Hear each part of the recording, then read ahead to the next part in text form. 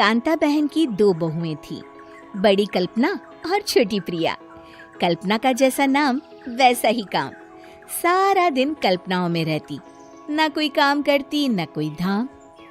अरे कल्पना बहू, जरा अच्छी सी चटनी पीस दे, आज कुछ मजेदार खाने का मन है।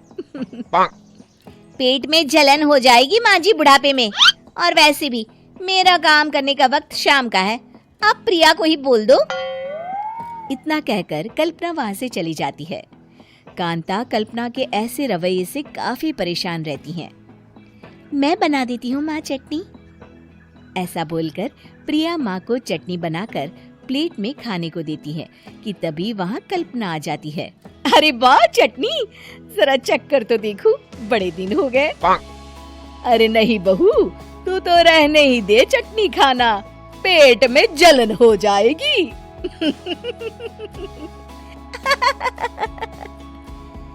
इतना कहकर कांता और प्रिया दोनों हंसने लगते हैं। कल्पना सारा दिन या तो मोबाइल में यूट्यूब देखती या फिर सोती रहती। उसका कमरा भी बिखरा और गंदा रहता। एक दिन कल्पना का पति अशोक उससे कहता है, अरे कल्पना, जानवर भी उस जगह को साफ कर लेता है जहाँ वो बैठता है, तुम तो इंसान हो, कैसे इतने गंदे कमरे में रह लेती हो? देखो सारा सामान यहाँ वहाँ बिखरा पड़ा है। ज्यादा अपनी माँ का बोल ना बोलो। हाँ, कमरा तुम्हारा भी तो है, गंदा लग रहा है तो साफ कर लो। पता नहीं तुम्हारे साथ मैं कैसे जिंदगी बिताऊंगा। इतना कहकर अशोक वहाँ से चला जाता है। कल्पना बस खाना खाने कमरे से बाहर आती और फिर से कमरे में चली जाती। इससे कांता बहन काफी परेशान रहती। एक दिन प्रिया कांता से कहती है, माँ, मैं सारा दिन काम करके थक जाती हूँ, आप कल्पना दीदी से कहिए ना कि सुबह और शाम का काम बांट ले, मैं तो अब सिर्फ एक वक्त का ही काम करूँगी। हाँ। अरे तू वो भी ना करना, एक बहू तो कामचोर थी ही, दूसरी भी आ गई काम ना करने के बहाने लेकर। तभी वहाँ प्रिया का पति रमेश आ जाता है। माँ, मैं देख रहा हूँ भाभी कोई काम नहीं करती, प्रिया सारा दिन घर और रसोई का काम करती है, अब कुछ करो ना माँ। कांता मन में कुछ सोचती है और कल्पना के पास जाती है। कल्पना फोन पर मेकअप करना देख रही होती है। कल्पना, तुम सारा दिन बस मोबाइल देखती हो, घर का कोई काम भी कर लिया करो।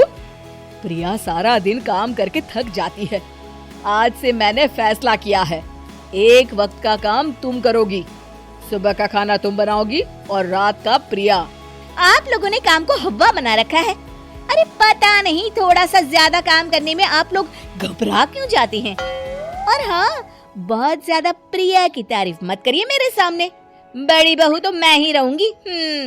मैं कुछ नहीं जानती, कल सुबह मुझे वक्त से खाना चाहिए, रसोई में आ जाना, वरना कल से तुझे खाना नहीं मिलेगा। अगली सुबह कल्पना रसोई में नहीं आती है। वो देर से सोकर उठती है और बाहर आकर कहती है,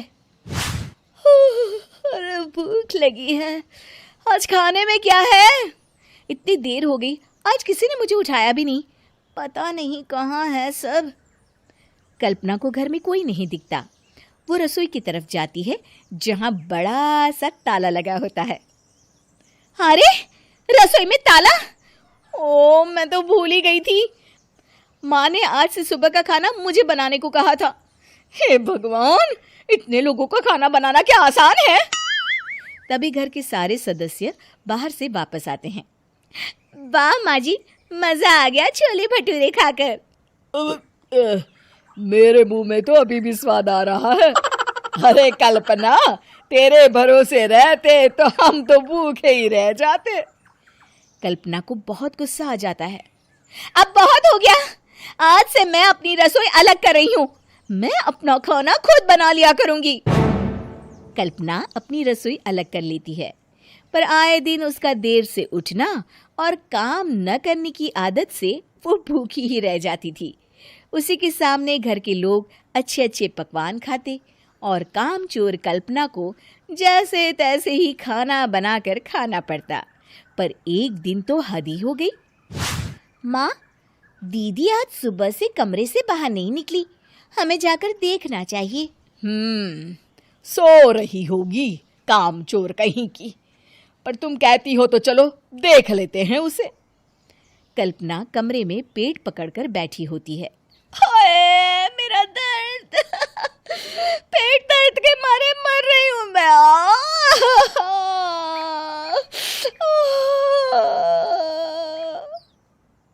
अरे दीदी क्या हुआ? पेट में दर्द क्यों हो रहा है? डॉक्टर को दिखाया आपने? माँ। कल्पना खड़ी होती है और माँ जी के पास आती है। मुझे माफ कर दीजिए, अब से मैं सारे काम में मदद करूंगी, कभी आलस और कामचोरी नहीं करूंगी। हाँ हाँ वो तो ठीक है, लेकिन अचानक क्या हो गया जो तू काम करने को तैयार हो गई? कामचोर कल्पना। माँ, लगातार बासी और उल्टा पुल्टा खाना खाने के कारण मेरे पेट में इन्फेक्शन हो गया है। काम न करना पड़े इसलिए मैं 2 दिन का खाना एक दिन ही बना लेती थी।